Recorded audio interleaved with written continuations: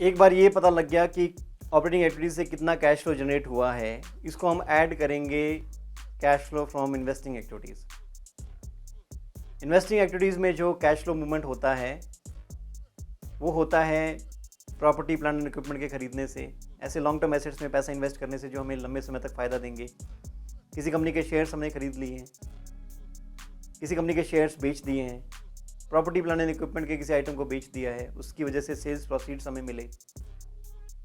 किसी कंपनी ने dividend declare किया, वो डिविडेंड हमें मिला। इंटरेस्ट रिसीव्ड भी यहाँ प्रेजेंट कर सकते हैं अगर फाइनेंशियल इंस्टीट्यूशन नहीं है।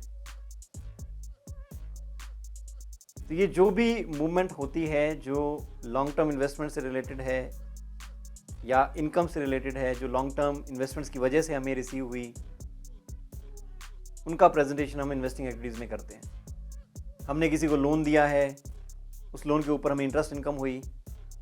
अगर हमारा लोन देने का ही काम है, हम एक फाइनेंशियल इंस्टीट्यूशन है, हम रोज़ लोन देते हैं और लोन लेते हैं या डिपॉजिट्स रिसीव करते हैं, उसके ऊपर हमें इंटरेस्ट देना पड़ता है, लेना पड़ता है, तो वो एक फाइनेंशियल इंस्टीट्यूशन हो गया। वो इंटरेस्ट रिसीव्ड, इंटरेस्ट पेड को अपनी ऑपरेटिंग एक्टिविटीज़ में दिखाएगा। बट इसके अलावा अगर कोई हम लोन देते हैं किसी को, तो हमारी उम्मीद है उससे इंटरेस्ट इनकम जनरेट करना। वो इंटरेस्ट इनकम हो सकता है हमारे पीएनएल में एक्रूवल बेसिस ऑफ अकाउंटिंग के बेसिस पे रिकॉर्ड की गई हो, ना कि रिसीप्ट के बेसिस पे। तो एक्चुअल रिसीप्ट हमें जानना पड़ता है कि कितना रिसीप्ट आया है। वो मूवमेंट हमें बैलेंस शीट और पीएनएल को आपस में साथ में रखकर देखने से ही पता चलती है कि कितने बैलेंसेस हैं मेरे बैलेंस शीट में, कितने बैलेंस पिछले साल थे, कितने बैलेंस इस साल हैं। जैसे अगर मैं सिर्फ इंटरेस्ट पेबल की बात करूं, तो बैलेंस शीट में लिखा हुआ है इंटरेस्ट पेबल साल के शुरुआत में 12,000 था, साल के एंड में जो इंटरेस्ट पेबल है वो दिखाई देता है 25,000। इसका मतलब पिछले साल जो हमने इंटरेस्ट पे करना था वो 12,000 था, इस साल अभी भी दिखा रहा है कि 25,000 पे करना है। जब जाके पीएनएल को देखा तो वहाँ पता लगा कि इस साल का जो इंटरेस्ट एक्सपेंस है वो 20,000 है। तो सभी ट्रांजैक्शंस को एक नज़र से देखने की कोशिश की तो पता लगा जब साल की शुरुआत की थी तो 12,000 अब तक का इंटरेस्ट पे करना था, इस साल 20,000 और जुड़ चुका है। तो इस लिहाज से तो टोटल 32,000 रुपये पे करने थे। और जब बैलेंस शीट में जाके देखा तो वहाँ पता लगा कि सिर्फ 25,000 अभी पे करने हैं। इसका मतलब रियलिटी में कैश का मूवमेंट कितना हुआ?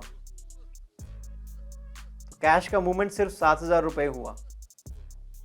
तो जो इंटरेस्ट पेड हम लिखेंगे वो सिर्फ इतना ही लिखेंगे कि 7,000 रुपये बिजनेस से बाहर गए। साल की शुरुआत की थी तो 12,000 देने थे, साल के एंड में अभी भी दिखाई देता है कि 25,000 देने हैं। पर इनकम स्टेटमेंट को जाके देखा तो पता लगा 20,000 का एक्सपेंस बना था इस साल, टोटल तो 32,000 रुपये देने थे, पर अभी भी दिखाई दे रहा है कि 25,000 बाकी हैं। इसका मतलब 7,000 का कैश मूवमेंट हो चुका है।